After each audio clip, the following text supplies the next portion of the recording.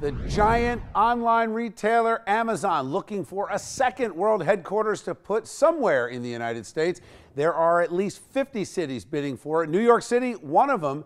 However, Mayor Bill De Balsio, after a big display in New York, decided that I don't think he's that much in favor of Amazon coming. Actually came out and talked about how Amazon could hurt small shops and small retailers. So the question is Mayor Bill De Balsio standing in the way of 50,000 potential jobs in New York City? Let's bring in our A-plus panel to break this down. We've got Bob Bianchi, former Morris County prosecutor. Always good to have you here, Bob. Thank you. Laura Nanos, columnist for lawnews.com and an attorney. And Andre Richardson, political strategist. Andre, I'm going to start with you. You're a Democrat. Why does Mayor de Blasio hate Amazon? I don't know if he hates Amazon. I think New York City is one of the most multifarious and diverse economies in all of the world. So the attraction and lure is already there. What he did last night in terms of saying he doesn't want Amazon there was an interesting take and looks like somebody who might be seeking higher office once his second term is over.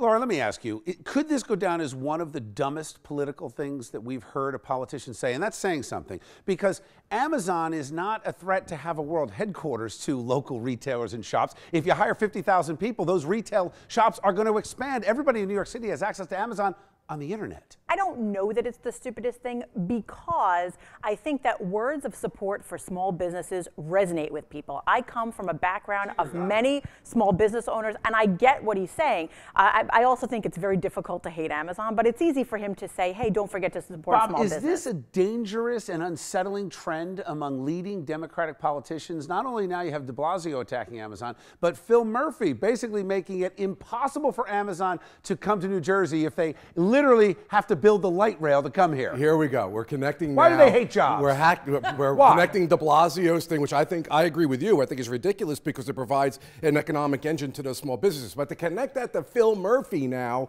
is completely different. Phil Murphy was saying that he wants to make sure that New Jersey gets something in addition to those jobs, and he wants to negotiate as much as he can for the economic engine of New Jersey. Andre, in terms of this, in a very real sense, you're talking about 50,000 jobs. You would think that everybody would be jumping over themselves to get these jobs, because when you're talking about working class and middle class families, they don't care about Phil Murphy and his wealth and de Blasio and his wealth or whatever office they want to run for. Isn't it just about jobs? And shouldn't these guys as civic leaders be doing everything possible to get those jobs in? Well, I think what Phil Murphy says, he wants to take a look at the tax credits. That's the first thing. There's also a component of driving housing stock up. The 50,000 number is a number on paper. We don't know how many jobs are going to be transferred from Seattle. So that's the first thing. The number's not entirely accurate.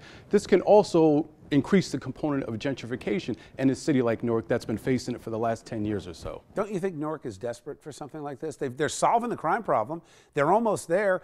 You got Phil Murphy and Bill de Blasio. To me, it sounds like doing everything they can to push back. This is not the time to push back. This is the time to pull them in. Well, I mean, I agree that it sounds like a very good plan for any city that needs it. So on that level, I agree with you that it sounds like a good thing. But politicians can't just say, oh, well, it sounds good, and then not look into any of the fallout, not look into what it means. So I think it's smart to be maybe hesitant on these things, really look into it. But Andre, weren't you a little surprised? I mean, Ras Baraka is out in left field. I think he's doing a great job, honestly, as mayor of Newark. Cory Booker is certainly to his left and left a mess for Ras Baraka to clean up, which he's doing. Don't agree. But then you had Cory Booker, Ras Baraka, and Chris Christie. I mean, opposite ends of the political spectrum all coming together saying, this is a good deal. We worked it out. And it's a multi-billion-dollar net gain for the state of New Jersey. Same thing could have happened in New York. Right. And I mean, they showed in the press conference that they're absolutely vying for the bid. Now, if you look at the model in Seattle, you'll see that there's been a housing problem there. There's been a gentrification problem. The wealth gap has increased significantly in Seattle,